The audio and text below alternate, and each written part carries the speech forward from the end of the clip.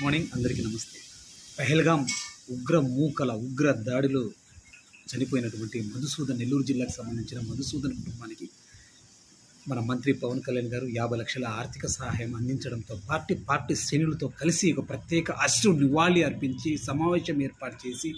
విలేకరుల సమావేశం ఏర్పాటు చేసి మాట్లాడడం జరిగింది, ఖండించడం జరిగింది. దానికి మేము కూడా మద్దతు ఇస్తూ ఉన్నాం.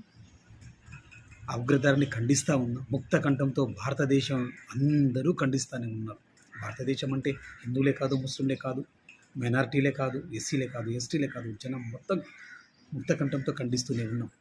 ఇంకా ఎప్పుడైతే గౌరవ ప్రధానమంత్రి గారు ఆ ఉగ్రదాడిలో పాల్గొన్న ఉగ్ర మూకల కొడుకుల శవాల్ని చూపిస్తారా దేశానికని ఎదురు చూస్తున్నాము. అందులో నేను కూడా ఒకని.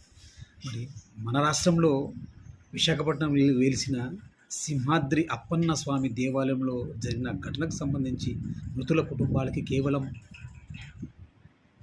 సానుభూతి తెలిపారు పవన్ కళ్యాణ్ గారు. మెరుగైన వైద్యం అందించాలని చెప్పి ఆదేశించానని చెప్పి సోషల్ మీడియాలో వార్తలు వస్తున్నాయి. ఎందుకని అలా? పహల్గాం ఉగ్ర దాడిలో చనిపోయినటువంటి ఆంధ్రప్రదేశ్కి చెందిన మధుసూదన్ కోసం ప్రత్యేకంగా సమావేశాలు ఏర్పాటు చేశారు. చాలా మంచిది, అలా చేయాలి. మళ్ళీ వీళ్ళు హిందువులే కదా, వీళ్ళు మన వాళ్ళే కదా, మన రాష్ట్రం వాళ్ళే కదా. ఇక్కడ అసువులు బాసింది దేవాలయంలో. మరి వాళ్ళకు జస్ట్ సానుభూతి చెప్తే సరిపోతుందా? అంటే ఇక్కడ మాట్లాడడానికి రాజకీయం లేదా? అంటే రాజకీయం మాట్లాడితే మన పార్టీకి, మన ప్రభుత్వానికి చెడ్డ పేరు అని అనుకున్నారా పవన్ కళ్యాణ్ గారు? లేదా కులం మతం గురించి మాట్లాడడానికి ఇక్కడ స్థానం లేదా? అంటే అందరూ అనుకుంటున్నారు సార్. అక్కడైతే ఉగ్రదాడి, ఆ ఉగ్రదాడి మీద మీరు మాట్లాడలేదు. దేశం మీద జరిగిన దాడి మీద మీరు మాట్లాడలేదు. అక్కడ కూడా హిందూ ముస్లిం అని చెప్పి మాట్లాడినారు. అదే బాధ కలిగించింది సార్. మీరు మా అభిమాన హీరో కాబట్టి చాలా బాధతో చెప్తాము. ప్రతి విషయాన్ని, అది ఎలాంటి సమస్య అయినా సరే హిందూ ముస్లిం అని పేరు తీసి మాట్లాడుతూ అస్థిరపరిచే కార్యక్రమాలే ఎక్కువగా కనిపిస్తున్నాయి తప్ప అది దేశం దాడి, దట్స్ ఇట్, అంతే. వాడు ఎవరైనా సరే, ఏ దేశమైనా కావచ్చు, పాకిస్తాన్ తొక్క బొచ్చు ఎవరైనా కావచ్చు.